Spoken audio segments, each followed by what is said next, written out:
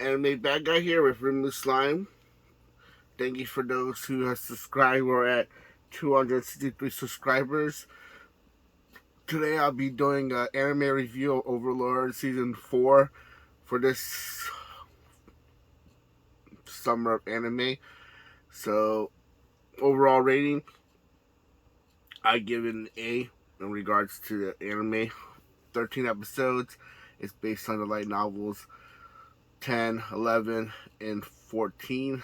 And they skip 12 and 13, which will be the movie for the Holy Art Kingdom. So I think they did a wonderful job in regards to the art and animation. CG is a lot better than most of the other animes for Overlord. They improved it. I think they did pay attention to some of the feedback, but CG, I wish they hand drawn it. I think if they did that, it'd be a classic isekai. But overall, the story, the characters, the returning cast, it's wonderful. The continued world building of the stories that consist from season 1, 2, 3 to now. So, episodes 1, 2, 3, and 4, I believe. Yes. 1, 2, 3, and 4. It builds up on the idea of the Baja Kingdom, and Ainz is going there to preach his idea in regards to making his guild and the Venture Guild. At the same time, the king of Baja Kingdom is going through a lot of painstaking issues in regards to Ainz and his actions. And because of him casting a spell, everyone's scared. People are quitting. He's losing his hair. and slowly everything's falling apart, and he feels that he's trapped, and the only people that can help him are other kingdoms. So he's seeking out for help. It looks like other kingdoms are listening to him, but it turns out somehow Ainz finds out, but in reality it turns out to be circumstantial. And because of these circumstantial events, which I think they captured beautifully in the anime, made the kingdom fall to Ainz and becoming its subordinate. And you find out that to Dimitri, it would have took him I believe a couple of months to follow it, but he had to ask Ainz for help. But Ainz was able to do it in 3 days, so it adds to his his NPCs loving Ainz even more, that he's able to accomplish the things that his NPCs are not. And the reality is Ainz didn't try to do that. It just happens to go that way, and that everyone is seeing that these events unfold, and which is making his conquest of conquering the world even faster. And now they go to the Dwarf Kingdom. I think it's really interesting in regards to this other information. You see the Lizardmen, which I think is really great to show off. And then Cortes wanted Ainz to sit on him like a throne, because Shartia got sat on the throne, and he wanted to get punished because of the action of his Lizardmen people. So Ainz didn't want to argue with Cortes. He sat on him, and Cortes was arguing about who's better, him or Shartia. Very funny. It's kind of interesting about like the aspect, because Shartia is more of a one of those SM kind of characters, but Cortes is like he wants to please Ainz every way he can possibly be, and he wants to do his best, but at the same time makes him look kind of funny and freakish. But at the same time, he's dreaming about how Ainz as a kid, how he would like hit the kid or ride him. So, but Ainz is thinking about maybe this is some kind of weird ritual he's trying to do, some kind of fetish. So it's kind of very funny. They travel. They get to farther to the Dwarf Kingdom. I believe Ainz shows a spell. They can create a big tower. Really great. They move in, and they find a dwarf, and they talk to the dwarf, finding out that the mine that they found the dwarf in was abandoned because of I forget the name of the creatures, but these creatures that attacked made them run away. And then Saltier and Peter Triumph, Iron Stick, Saltier, and yeah, Aura is traveling from, and there's an opportunity for Saltier to make up for her actions, and she's doing her best to follow. And I'm just trying to teach her to think for herself.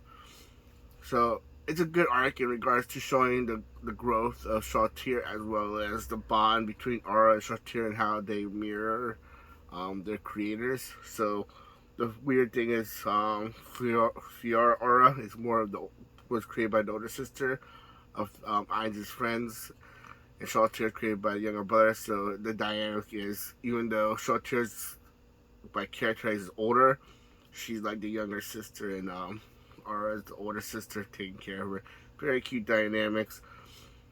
Ainz go sees the dragon, interested because he wanted to get some materials.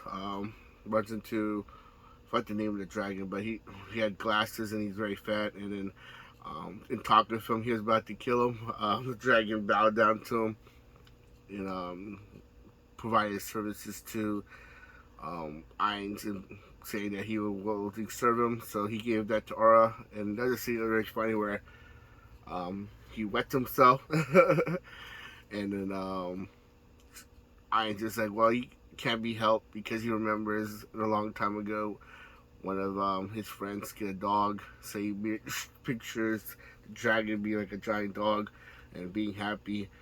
It wet itself because of the his friend, so he took that situation to be similar to real life. And then for some reason Saltier was like, do you want us to do that to show us happiness? And it got weird, and I just, no, don't do that. Imagine these NPCs will do everything they can do to make Ainz happy, but it gets kind of funny and kind of dark. I do like dark humor, but it gets kind of weird. So Ainz goes to see the dragons, Saltier, and Aura goes to see the those creatures that are fighting the gnomes, the dwarves. I just skipped the interaction with the dwarves. It was a really good, funny scene. I recommend watching that.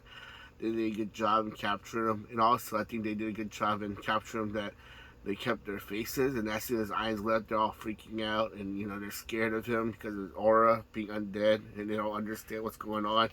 All Ainz is there is trying to get the rune technology in regards to that some reason there's rune technology from the game that he plays that these people know some of it, not as advanced as the game, but they have it, and he's trying to get his hands on that. So he's trying to work that, and they're scared that they're trying to enslave his people, but at the same time they need help because they're getting attacked by these,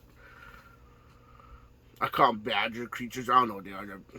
I'm butchering the name of them, but they're like badgers looking creatures, like moles. And there's a whole bunch of them, like over 65,000 or more of these creatures trying to conquer the dwarves, and they have the backing of the frost dragon. So they eventually make a deal with Ainz, and that all the people will become under service to Ainz to gain to give his services. So they go. Ainz ends up running to the son of Dad's father. One grass part kills him easily, and then before they enter the doors, it was very funny that they're talking about his mother, and then the dwarf's like, we should at least spare his mother. So when he asks who's the mother, all four of the dragons said, I am your mother. So I try to spare all four of them. Because normally, I guess, in the dragons, they all take care of the dragon eggs. So they're kind of like all mother, and the dragon confirmed that. He didn't really care about them, but they were scared of just being that one-shotted the Dragon King. So they got everyone else. Ainz opens the door, and he finds a great treasure in regards to that. I believe in the light novel, someone spoke about that. He finds something special in there where there's a weapon that's not that high, but pretty high level for his class to be able to not use it, but he can use it. So that's something that he found it. They left out in the light novel, the anime. But I'm assuming that's why he said wonderful in regards to that, because I don't think Ainz really cares about gold in regards to their world, but I think he cares about rare and unique items. So the other dragons come back, and one of the he wanted more material because dragon material is rare and they can make a lot of cool stuff in using their parts. So another one of his sons talks back to Ainz as a black dragon, and Ainz grass hearts him and he kills him, and he got some more supplies. So, and then he got the rest of them under his control, and then he got 2 dragons for parts. So worked out for Ainz. Allure uses a reward item, captures the mole creatures. They talk to the leader. The leader, I'm guessing he's around level 40. I might be wrong, but I know he's stronger than the Death Knights. The Death Knights are 35, so I'm guessing his power levels are probably around 40, or if not above 40, at least above 35.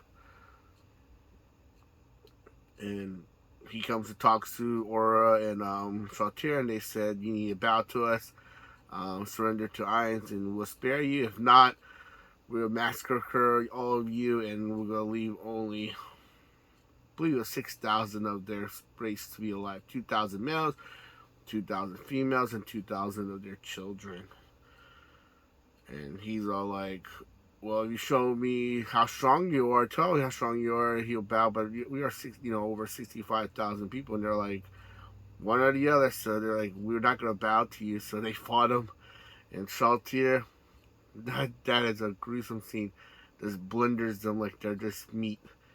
And they're just smashed into this unbeatable wall, and they're dying. And the leader doesn't know what to do and wishes that they told him, but they didn't surrender. And this is how Ainz Al Ghul, this is how Nazareth fights. When you get opportunity, take the opportunity. If not, you're left in the weed. So they get all obliterated, destroyed.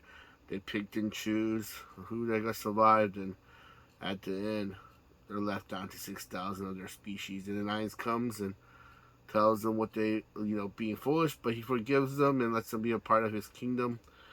And they ask for prosperity, like the lizard man, and he grants that to them. So they become that. And that ends that. Before that, he talks to Dimitri.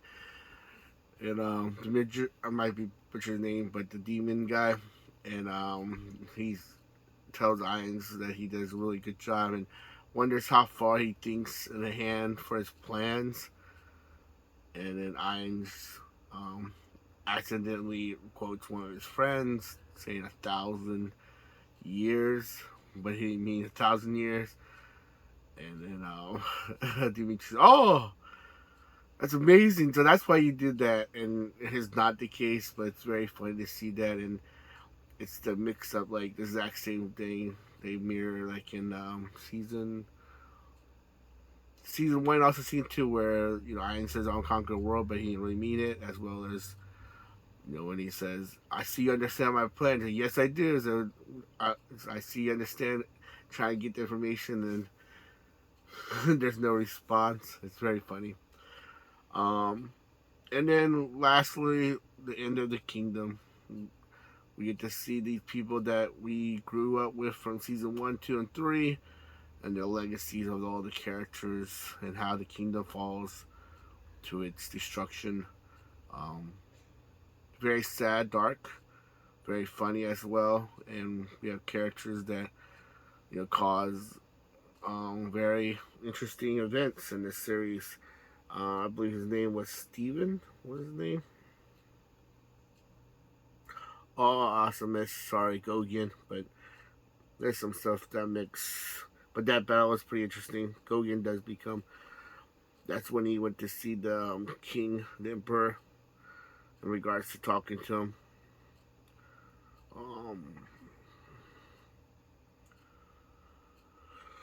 While Beta in episode 1, 2 goes to the kingdom to build and get someone to join them to become their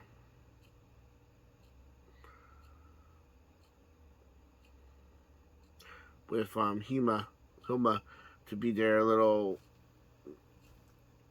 puppet, but the person they picked is not smart, very dumb, and causes a lot of anguish for Albetta, and also made her look very bad in front of Ainz. And they could not believe that Song could be so stupid to do what they did in attacking Ainz's cargo to go to the Holy Kingdom. This skips, book 12 and 13, so that's gonna be a movie. So look forward to seeing that. And Albetta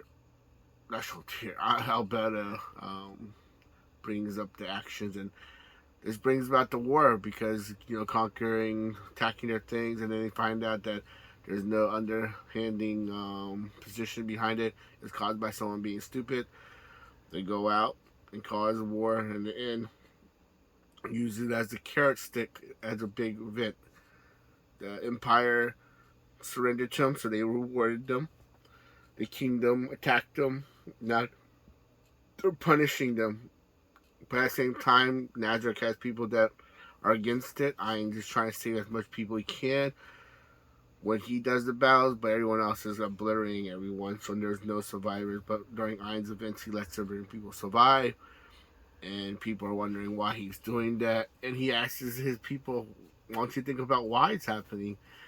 And they kind of think about why Ainz is doing it, and I think they kind of guess that he's doing it to get information so they can bring other stronger people, because later you see they run into, I believe it's Red something.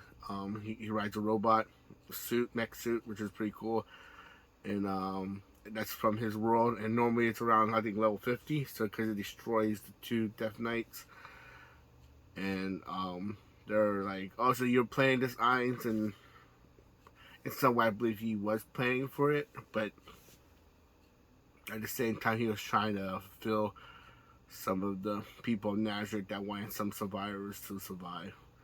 So instead of going back to destroy the town that saved itself, they went to attack the kingdom. And he runs into the second son, really likes him.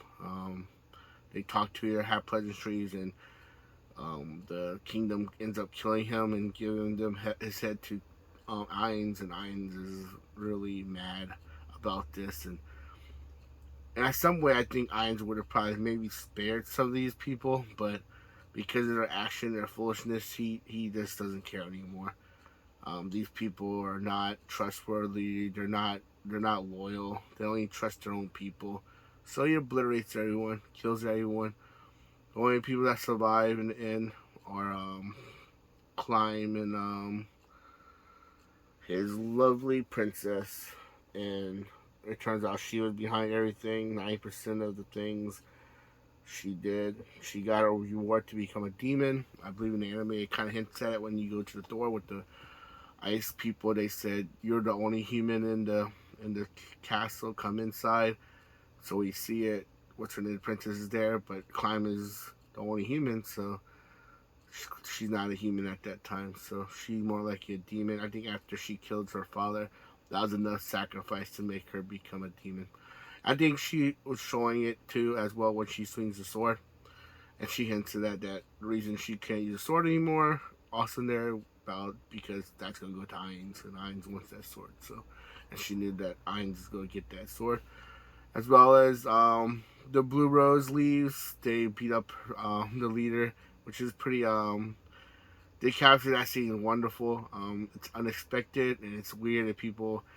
When you watch it, you're like, "What's going on?" And then you find out that these people care about their leader more than the kingdom, and the kingdom is not worth the life of their friend. So they abandoned them, and that was a smart decision. I think the writer did a great job, and I think as a smart, especially with Evil Eye living so long and being one of the 13 heroes, it was smart. And then later on in the fight, you find out that Ainz and Albetta run into some named by Riku, one of the great heroes, and then they're fighting them. Ainz is supposedly, and then you find out that after the battle, it was not Ainz, and then you find out Riku is the Platinum Dragon, and Ainz was what's his name? Pandora Actor. It was wonderful play. Both people were playing wonderful chess, but Ainz was one step ahead. So he Platinum Dragon thinks Ainz, the player, is Albedo because Albedo is a lot stronger, and the Ainz is the NPC. And not only that, he never saw the true power of Ainz, so Ainz wants to run into one more time to understand wild magic, and then I believe after that he'll probably destroy him. Plus, I wouldn't be surprised that Ainz will use the begging ability because it did get Riku off step, and then he cast a high level spell to destroy him. So I think he kept that in mind as arsenal because, as Ainz said, it doesn't matter if I don't like bowing and winning a match cause your enemy to. It doesn't really take away bowing. Bowing doesn't do nothing, but winning the match is what's important. And Ainz is very careful because it seems like in that world, players don't come back to life. So, but NPCs and anyone else can. So, because even the heroes and all the other characters, they couldn't come back to life. So, Ainz is paying attention to that. So, he more likely uses NPCs or anything he has to be able to decide that. Find out that Ravenclaw's still alive, which I thought was interesting. I thought them talking about it and how he could survive, but he was alive. So, and you see destruction of the kingdom, and Ainz, like, in some way, I think in his mind, asking Raven, did what we do will make no one disobey them? And then Raven said yes. So I think it kind of cemented what Ainz hoped for. So he's glad that he went that route. But at the same time, I think if Ainz could have had another opportunity to make something better, he probably would have. But at the same time, as he stated, his happiness of his NPCs was most important. So, wonderful series. I think this is the second best of the Overlord season. Season 1, I think, the best. This season 4 is number 2. I think season 2 and 3 are equal. So thank you for joining me in my explanation of Overlord season 4.